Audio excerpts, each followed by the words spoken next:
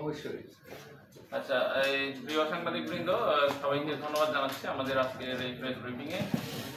আপনাদের সকলের অবগতি আমরা জানাচ্ছি মৌলভীবাজার সদর থানাধীন শেরপুর ঈদগাহ এলাকায় মানে এমদাদ মোহাম্মদ সিরাজ নামে একজনের বাড়িতে গত ফেব্রুয়ারি মাসের 3 তারিখে দিবাগত রাতে একটা ডাকাতি হয়।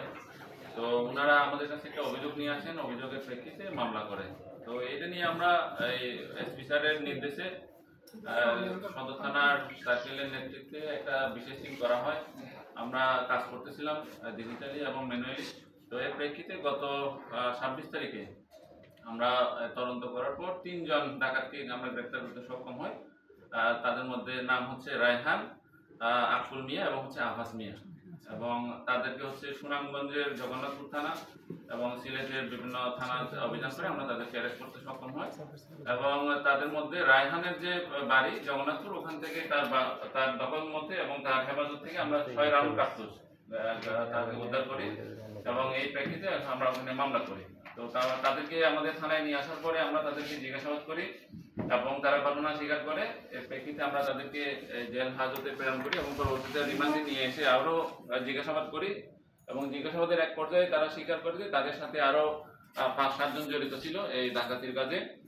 এবং তাদেরকে রিমান্ডে যে জিজ্ঞাসাবাদে আমরা যে প্রাপ্ত তথ্য ভিত্তিতে আমরা আবার অভিযান করি। অভিযান করার পরে আমরা একজনকে গ্রেপ্তার করতে সক্ষম হই। তার নাম হচ্ছে মনোর মিয়া, তার বাড়ি হচ্ছে সুনামগঞ্জের জগন্নাথপুর। আমরা তার হেফাজত থেকে 2টো দেশীয় 5 গান এবং ইয়ার কাজে ডাকাতির কাজে ব্যবহৃত, এখানে হচ্ছে আপনার একটি তালা ভাঙার শাবল, তারপর হচ্ছে ডাকাতির কাজে ব্যবহৃত যে মাটি খোঁড়ার জন্য শাবল এবং হচ্ছে হাইড্রোলিক কাটার আমরা তার কাছ থেকে উদ্ধার করি। কিভাবে আমরা এখানে জগন্নাথপুর থানায় অস্ত্র মামলা করি এবং তার তথ্যের ভিত্তিতে ডাকাত দলের সর্দার তোফাইলকে আমরা অ্যারেস্ট করতে সক্ষম হই। এবং তার পরবর্তীতে তাদের জিজ্ঞাসাবাদে আমরা অশোক কুমার দে, তার বাড়ি হচ্ছে শ্রীমঙ্গলে, সে মূলত ডাকাতি লুণ্ঠিত যে স্বর্ণ অলঙ্কার এগুলো সে কিনত এবং তাকে গ্রেপ্তার করার পরে আমরা আরো সংবাদ পাই যে সে হচ্ছে দীনেশ কর্মকার নামে একজন স্বর্ণকারের কাছে সে স্বর্ণগুলো বিক্রি করে। তো তার কাছে গেলাম, যাওয়ার পরে আমরা তার কাছ থেকে 4 ভরি 7 আনা স্বর্ণ এবং ডাকাতির যে স্বর্ণ অলঙ্কার যেগুলো সেগুলো বিক্রি লব্ধ আরো 8,06,982 টাকা আমরা উদ্ধার করতে সক্ষম হই। দোকানটা কোথায়? দীনেশ কর্মকার এটা হচ্ছে সিলেটের, সে তার একটা স্বর্ণকার লাল দিঘির পাড়ে। তো এই কাজে আমরা আসলে গত ফেব্রুয়ারি মাস থেকে যে আমরা অভিযান পরিচালনা করতেছি, সেই পরিচালনার প্রেক্ষাপটে আমরা ডিজিটালি এবং ম্যানুয়ালি যে কাজ করলাম, এই কাজের প্রেক্ষিতে আমরা এই ডাকাত দলের মোট 7 জনকে আমরা গ্রেপ্তার করতে সক্ষম হই।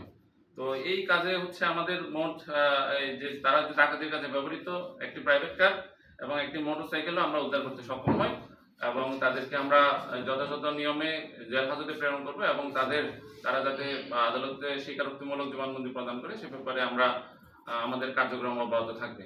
তো এই ঘটনার সাথে আরো জড়িত আরো 2-3 জন কে আমরা শনাক্ত করেছি, তাদেরকেও আমরা গ্রেপ্তারে অভিযান অব্যাহত থাকবে। আপাতত এই অভিযানের স্বার্থে আমরা তাদের নামগুলো প্রকাশ করছি না। আর আমাদের এই অভিযানটা অব্যাহত থাকবে যেহেতু আন্তঃজেলা ডাকাত, সেই কারণে আমরা আপনাদের মাধ্যমে আমরা এই মৌলভীবাজার সদর সহ আমাদের মৌলভীবাজার সদর থানা এবং অন্য আমাদের পার্শ্ববর্তী যে জেলাগুলো আছে সুনামগঞ্জ, সিলেট, তারপর হচ্ছে হবিগঞ্জ, আমরা আপনাদের মাধ্যমে জানাতে চাই এই যে ডাকাতগুলো প্রত্যেকের নামে এই 5টা 7টা থেকে শুরু করে 10-12টা মামলা, ব্রাহ্মণবাড়িয়া ইনক্লুডিং।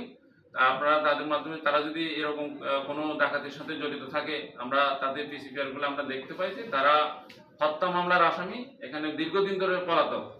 আমরা এখানে আফাস উদ্দিন নামে আকেল মিয়া একজনকে পেয়েছি, আর আরেকজনকে আমরা পেয়েছি তোফাইল আহমেদ, সে যাবজ্জীবন সাজাপ্রাপ্ত আসামি এই ওসমানীনগর থানায়। হত্যা মামলার আসামি কে? আকুল মিয়া, হ্যাঁ আকুল মিয়া ওরফে আকুল, জি। তো উনি হচ্ছে হত্যা মামলার আসামি, উনি দীর্ঘদিন ধরে পলাতক। আর আরেকজন আছে তোফাইল আহমেদ তোফা, সে ওসমানীনগর থানার, তার বিরুদ্ধে হচ্ছে যাবজ্জীবন সাজাপ্রাপ্ত আসামি। তো আমরা আমাদের সদর থানার সদর ওসি সহ আমাদের এখানে সাব ইন্সপেক্টর যারা আছেন এখানে প্রত্যেকে খুব পরিশ্রমের মাধ্যমে এই ঘটনাটা আমরা উদ্ঘাটন করতে সক্ষম হয়েছি। আমরা এই 3 মৌলভীবাজার পুলিশ, জেলা পুলিশ আমরা সার্বক্ষণিকভাবে সবসময় আপনারা জেলা যে জনসাধারণ আছে তাদের সাথে থাকতে চাই, তাদের পাশে থাকতে চাই। আমরা ভবিষ্যতে যাতে আর কোনো ঘটনা ঘটতে না পারে সে ব্যাপারে আমরা সজাগ থাকবো, এবং এই ব্যাপারে যাদেরকে আমরা অ্যারেস্ট করছি আর কোনো ঘটনার সাথে জড়িত আছে কিনা এই ব্যাপারে আমরা আমাদের তদন্ত অব্যাহত রাখবো। ধন্যবাদ। Thank you.